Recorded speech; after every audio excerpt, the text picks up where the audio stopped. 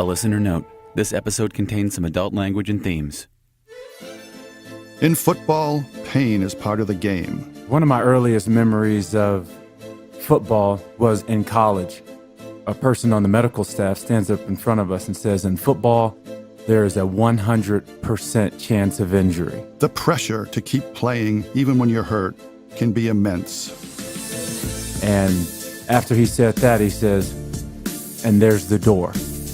No one left. You're training to become a destructive human being, and you go impose your will on Sunday, and it's fun, and everyone loves it. And this is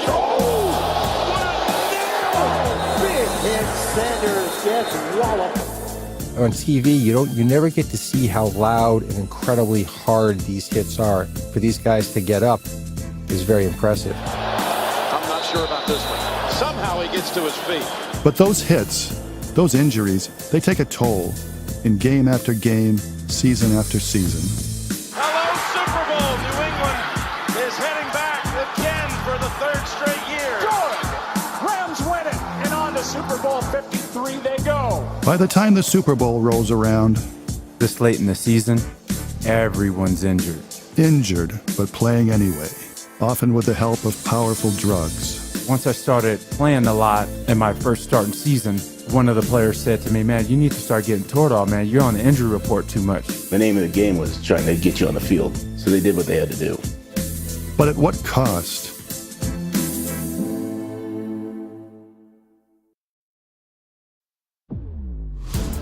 From the Boston Globe and Wondery, I'm Bob Hohler, and this is a bonus episode of Gladiator, an investigative series about Aaron Hernandez and Football, Inc. In our 6-part series, we brought you the story of a deeply troubled young man in the ugly underside of the game that made him a star. Since the series was released, we've been digging deeper into other areas of his story, including things he shared with friends from the NFL in the months after his arrest. Hello, this is a prepaid collect call from... Hernandez talked to his old teammates from college and the NFL almost every day, and we were struck by what they talked about. Call after call is filled with descriptions of injuries and the drugs they took so they could keep playing, with broken ribs, sprained ankles, torn shoulders. Like this call with his friend Brandon Spikes, who played for both the Patriots and the Bills. That's what football players do, shit, they play hurt.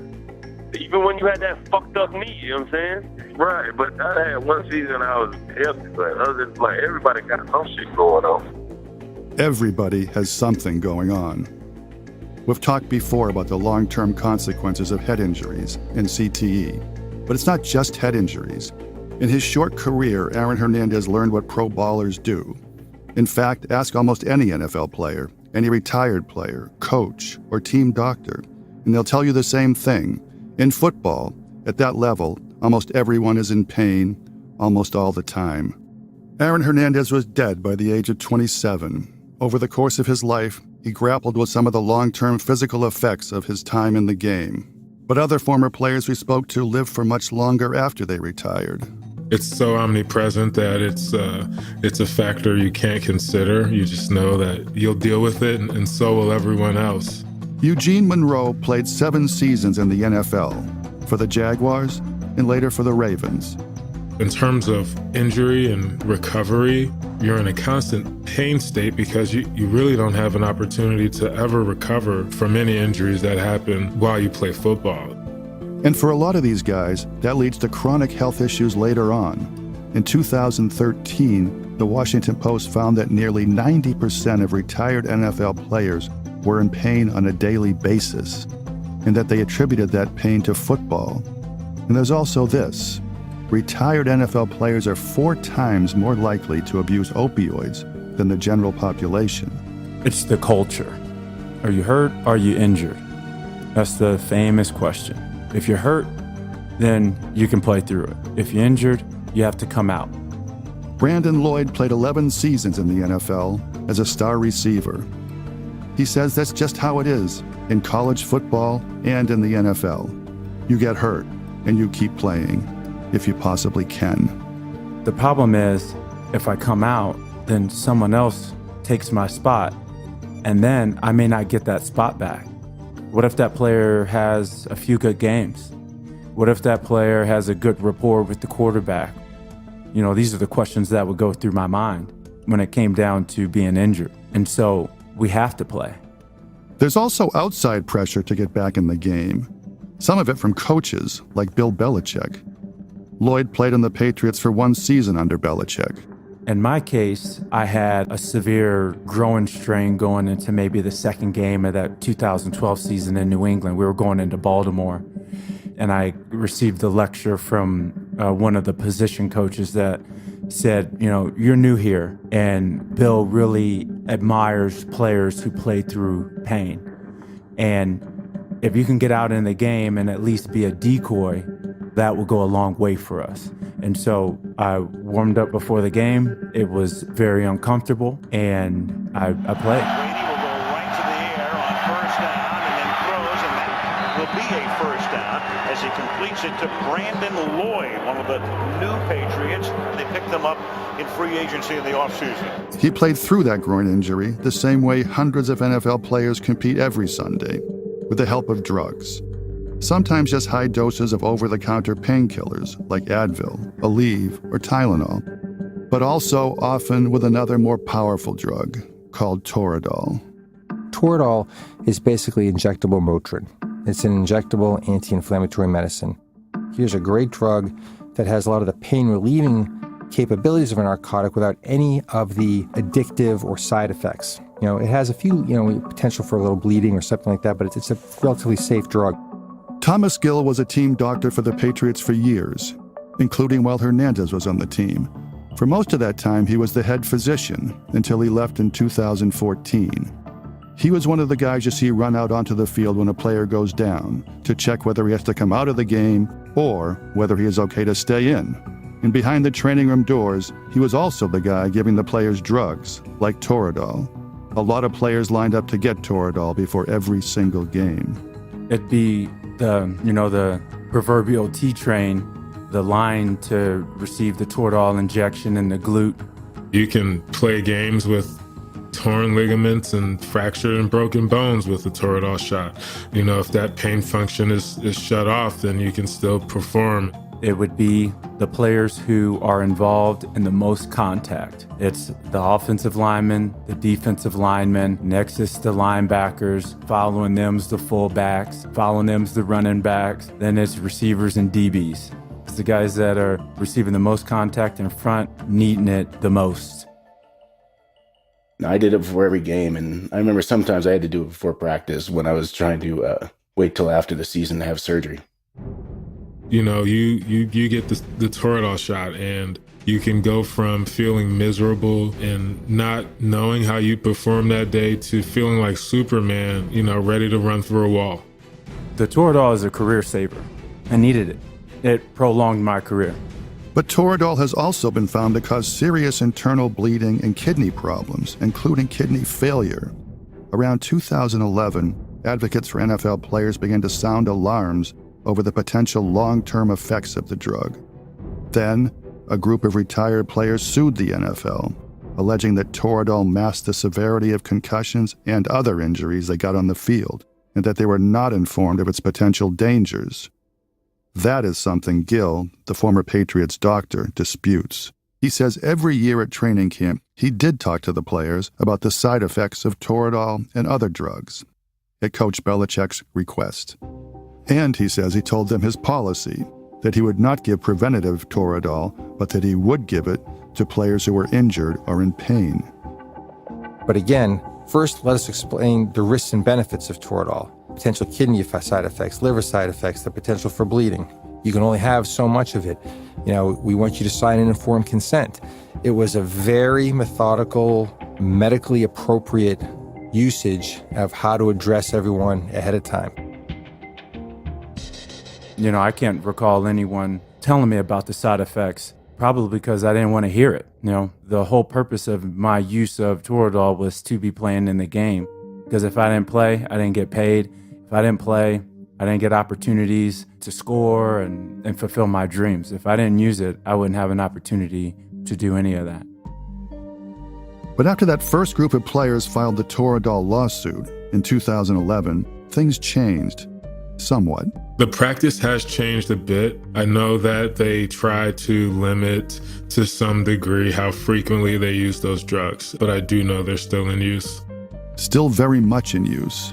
As of 2014, more than half of the players on NFL rosters were getting Toradol before games, according to a survey of 27 teams. And it's not just Toradol that's being doled out. The most common drug they'll give you, like in the training room, if you sprain your ankle or something, is they'll just give you a prescription for Vicodin. You know, I've been working on a book and looking up some things for this book. I found that I was prescribed 9 different prescriptions in 1 month alone for Vicodin. That's 9 prescriptions in 1 month. That's pretty crazy.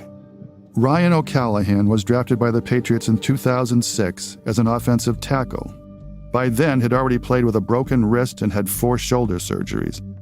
I got drafted having 4 surgeries already. And then once I got to the NFL, I injured that same left shoulder 2 more times. I was very familiar with taking painkillers and spending a lot of time in the training room. I'd figured out alternative ways to try to help.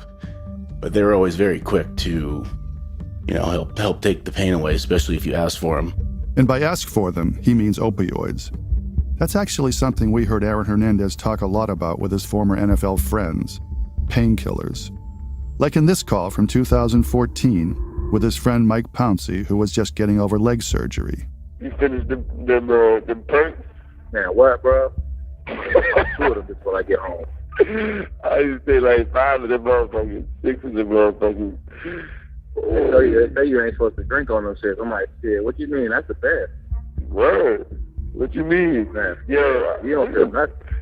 Hernandez was injured or hurt for a lot of his time with the Patriots. He had hip surgery and shoulder surgery and a bad ankle sprain. He missed 10 games in 3 years because of his injuries and required more medical attention than most of his teammates. The motherfuckers started giving me a re-ups on that when I had did my ankle shit. They gave me them perks. I was in motherfucking meeting, head all the way at my knees. They talking about, yo, you can't be taking these no more. Hernandez and Brandon Spikes also talked about just how easy it was to get opioids in the NFL. Perks and Vicodins and shit, you gotta find a signature and shit to get a Vicodin. They used to pass it out on the plane and shit. Yeah. Brandon Lloyd, who played with Hernandez on the Patriots in 2012, remembers that too, how team doctors would pass out pills on the plane. Oh, yeah. Yeah, the medical staff would just walk through the aisles and say, how you feeling? How you feeling? How you feeling? You need anything? You need anything? And guys would just say yes. It used to be like I said, you had the little bins of this Advil, Aleve, and Tylenol. But it also used to be that the sports medicine staff, the athletic training staff, had basically a suitcase or a kit that was kept on site that had everything from narcotics to antibiotics to anti-inflammatory medicine. Dr. Gill says the team did travel with drugs during many of his years with the Patriots, but he said it was always by the book. And we had a very careful way, and this was just uniform across the league, DEA approved, but it was, you literally carried your own pharmacy with you everywhere you went. And then you would carry that with you. Usually the doctor or the trainer had to carry it on the plane, and it was completely up to our discretion, who needed what and got what. And we'd have a little piece of paper, and you'd sign up who got what, and that was it. It was given out in a few different ways. When I first got to the NFL, one of the assistant trainers would go around the locker room the day before the game and hand pills to each active player, each guy who's going to be dressed and ready to go. So the day before the game, before the competition, you were given your opioids. And there were times where, someone might not like taking them or whatever the case may have been. They were definitely bartered on our flights to and from our away games. Everyone knew who was injured, and not everything in the locker room was private. And obviously I'm not going to say names or anything, but yeah, there was definitely times where you would help each other out. That looseness with opioids, the passing them out on the plane or in the locker room, changed not long after that Toradol lawsuit was filed. Federal agents began investigating allegations in the lawsuit, and NFL doctors reacted. the DEA started getting much stricter and saying you can no longer be your own pharmacy and dispense. And that's when we went from dispensing our own medication to literally writing prescriptions for any kind of controlled substance. We didn't keep any controlled substances really on site anymore. If a player had a problem, we'd call it into the pharmacy, we write a prescription, they'd have to get it like any other patient would. Because of all the surgery Ryan O'Callahan had during his football career, both in college and in the NFL, he was on and off opioids a lot.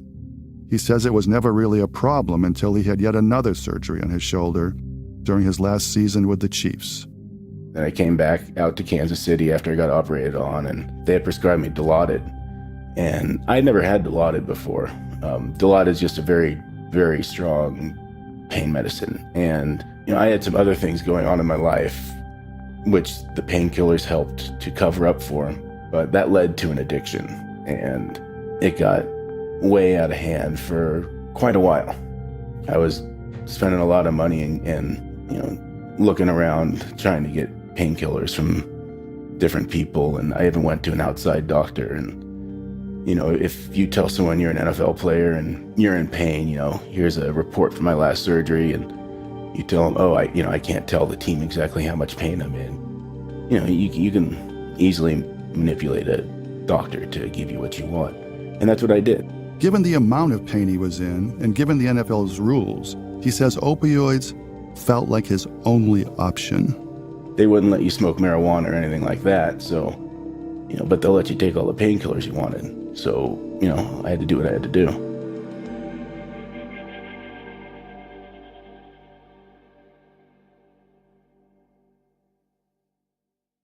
Hiring can be pretty time-consuming. You post a job to several online job boards only to get tons of the wrong resumes. Then you have to sort through all of those resumes just to find a few people with the right skills and experience. Those job sites that overwhelm you with the wrong resumes, they're not smart. Do the smart thing and go to ZipRecruiter.com/gladiator. Unlike other job sites, ZipRecruiter finds qualified candidates for you. Its powerful matching technology scans thousands of resumes to identify people with the right skills, education, and experience, and actively invites them to apply to your job, so you get qualified candidates fast. It's no wonder that ZipRecruiter is rated #1 by employers in the U.S. This rating comes from hiring sites on Trustpilot with over 1,000 reviews. A great way to support our show is by supporting our sponsors. And right now, listeners of Gladiator can try ZipRecruiter for free at this exclusive web address, ZipRecruiter.com/gladiator. That's ZipRecruiter.com/gladiator. One more time, ZipRecruiter.com/gladiator. ZipRecruiter, the smartest way to hire.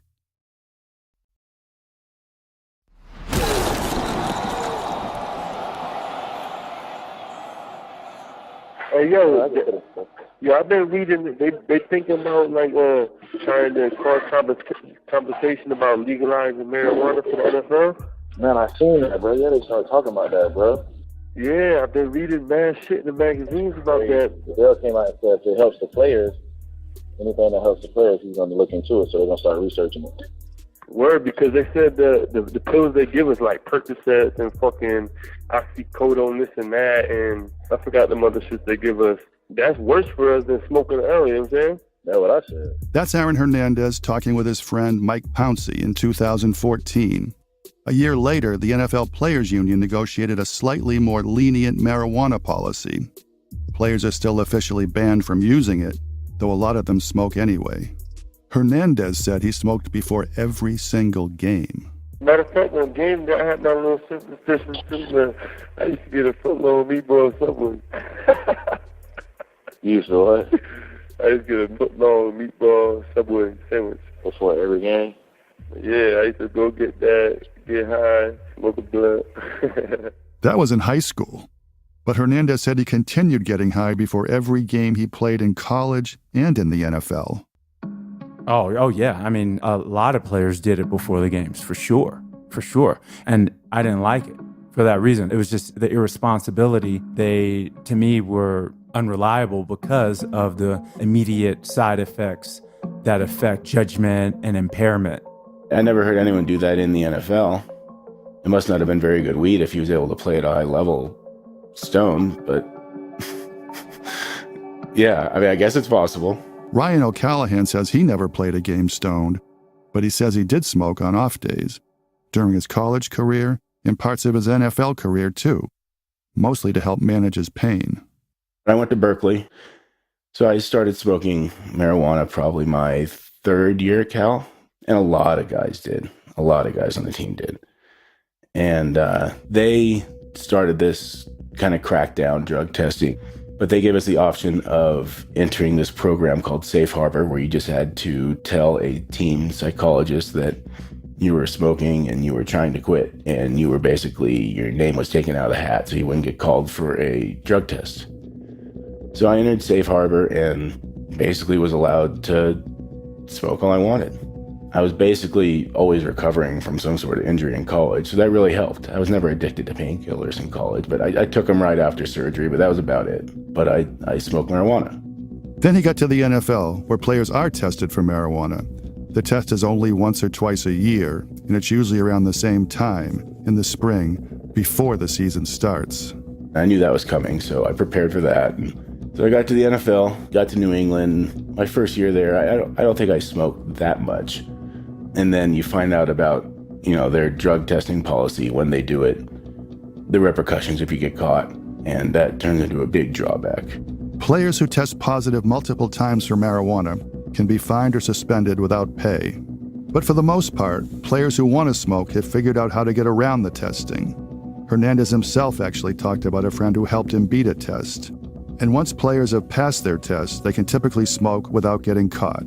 We ain't got our test yet, bro. This the time they start doing it, but I ain't got mine. The tackles got their shit the other day. For most of his career, O'Callahan did what Hernandez and his friend Marquise Pouncey talked about doing. He'd stop smoking around the time he knew the test was coming. He'd take the test, and then he'd start smoking again. And it worked until 2009, his first year with the Chiefs, when he got caught. And then that puts you in a 2-year program where you get tested up to 5 times a month, I believe it is. And if you then test positive again, you get suspended for 4 games, and then the team finds out. And for a guy like me, that could have been the end of my career if something like that happened. So that's why I couldn't smoke weed anymore, which led to taking more and more painkillers. And more painkillers, which eventually led to an addiction. Adults shouldn't be punished for using cannabis, especially adults that benefit from it, like athletes who can, use the combination of healing and, pain relief and inflammation reduction and a number of other things, the reduction of anxiety. There's so many things that athletes can benefit from without taking pharmaceutical drugs that come paired with side effects that also diminish performance on the field. Eugene Monroe says he never smoked marijuana when he was playing in the NFL, even though he was often in a lot of pain. I started taking painkillers after my first surgery in college when I hurt my knee, but really that just coincided with the surgery. And from there, I was on a pretty consistent dose of anti-inflammatories pretty much from then throughout my career. By the end of it, I tried to eliminate those anti-inflammatory drugs because they, were causing a ton of gastrointestinal issues. So I started doing things a lot more naturally, which is also what led me to cannabis. Monroe says he started researching cannabis while he was still playing. And the more he learned, the more convinced he became that it was better than the other options out there, like opioids. So in 2016, he became the first active player to speak out publicly and urge the NFL to end its ban on marijuana, at least in states where it's been legalized in some way. The NFL and athlete population in general experiences injuries on a rate that, in one season, a person who doesn't play NFL football, they might live 16 lifetimes or more before they have that amount of injury and pain. So it's certainly a different arena of pain, and one that's more constant and perpetual, and one that, requires a different approach to manage that pain other than opioids. The pain isn't going anywhere, but it needs to be managed somehow. and opioids is not the answer. But Thomas Gill, the former Patriots team doctor, says cannabis is not the answer either. If you take the NFL out of it, do I think there's a role for cannabis medically? Absolutely. With regard to the NFL, do I think there's a role for cannabis? Personally, no. Right? Absolutely not. There's no injury, I think, in football that happens that for a player that's on the active roster that would require cannabis, first of all. Secondly, again, it is a non-performance enhancing drug. It's the opposite. It's going to be a disenhancing drug. It would negatively affect performance by taking cannabis. So I personally do not think it has a role in the NFL at all. Monroe disagrees, so much so that now that he's retired, he's gone into the cannabis business. He's now a partner with Green Thumb Industries, a company that grows and sells medical marijuana. Statistically, it's curbed opioid issues to the tune of 25% in states where it's been legalized for medical use. And some states, like Illinois, have been even more progressive in allowing opioids to be replaced by cannabis. So if you get a prescription or recommendation that you have opioids, you can now get cannabis in its place. It's significant. Especially when you think about that statistic again, that retired NFL players abuse opioid pain medication at 4 times the rate of the general population. Gill acknowledges that there is an opioid crisis among retired players. If you ask me, do I think there's a problem with retired players? Absolutely. These guys hurt. But Gill says he doesn't think that has anything to do with the way NFL doctors are prescribing opioids. I think opioids are a bigger problem in other sports than football, but I personally never saw it in the NFL. I think his comment is really so far out of touch with reality. It's baffling. I mean, an active player is nothing more than, a retired player who hasn't retired yet. The game's going to end for him. He's going to retire and be in that same position. So it's all related. Monroe, O'Callaghan, and Lloyd are all retired now, and they all say they're still in pain, that they still feel the effects of injuries they suffered in the NFL every day. I'm actually on disability through the NFL. Pain's just part of my life. I have to live an active lifestyle or I'll hurt. I have to continue to run and lift and stretch or my body will hurt. Knees, neck, back, shoulders, hands. I mean, you can really go through it and find nowhere that there's not something going on. And that's true of the vast majority of retired players, nearly 2,000 of whom are currently trying to sue the NFL for not warning them about the possible long-term consequences of taking so many painkillers. Do the medications, do the treatments, do all the things that we have at our disposal now, do they lead to problems in the future? Of course they do, right? Because if you were one and done, if you had a knee injury, if you had you had one spine surgery, you were out of the NFL. Now someone's got 3, let alone knee, ankle, elbow, shoulder, this, that, and the other thing. Absolutely, they're going to cause problems. But again, it's all about informed consent. You need to talk to your patient. You need to talk to the player. Here are the risks and benefits of being able to play. Here are the risks and benefits. Football is not a safe sport. It's not. But as long as people understand the risks, they're adults, they can make their own decisions. In 2016, Eugene Monroe did make a decision. He was only 29, but he was starting to worry about all the trauma he'd already inflicted on his body. He decided to retire, even though he says he knew he was still strong and good enough to keep playing. I felt that it was time to make a decision to not continue to destroy my body and my head and move on. We've seen examples over the past couple of years of players retiring early that we never would have. I guarantee you 10 years ago, they would not have walked away from the game. And it's because I think the NFL has done a good job of educating on the potential side effects of chronic traumatic encephalopathy, concussions, and everything else. But it's still rare for players to walk away before they have to. For a lot of these guys, like Brandon Lloyd, it still feels worth it. It's worth it.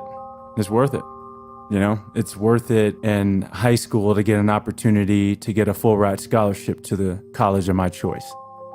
It's worth it to be playing at the college of my choice, getting the education, the exact education that I wanted, to get an opportunity to play in the NFL and make $1 million. And it's worth it playing in the NFL, making $1 million to make 10 more.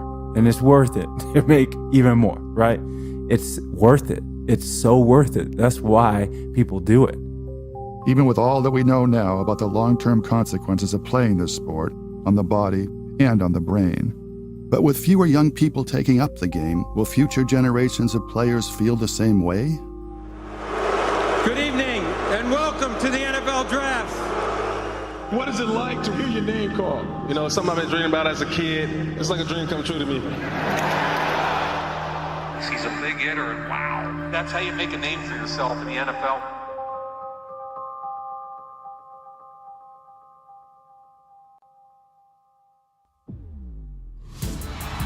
From the Boston Globe and Wondery, this is a bonus episode of Gladiator, our series about Aaron Hernandez and Football Inc.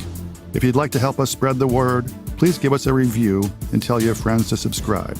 We're available on Apple Podcasts, Spotify, Pandora, and every major listening app, as well as Wondery.com. If you're listening on a smartphone, tap or swipe over the cover art of this podcast. You'll find the episode notes, including some details you may have missed. You'll also find some offers from our sponsors. Please support our show by supporting them. And thank you. You can also read the original print series of Gladiator at bostonglobe.com/gladiator. This episode of Gladiator was reported and hosted by me, Bob Hohler, and written and produced by Samantha Fields. Andrew Ryan of the Boston Globe Spotlight team provided additional reporting. Thanks also to Globe editors Janice Page and Patricia Wen. The audio engineer was Marcelino Villalpando. Executive produced by George Lavender, Marsha Louie, and Hernan Lopez for Wondery.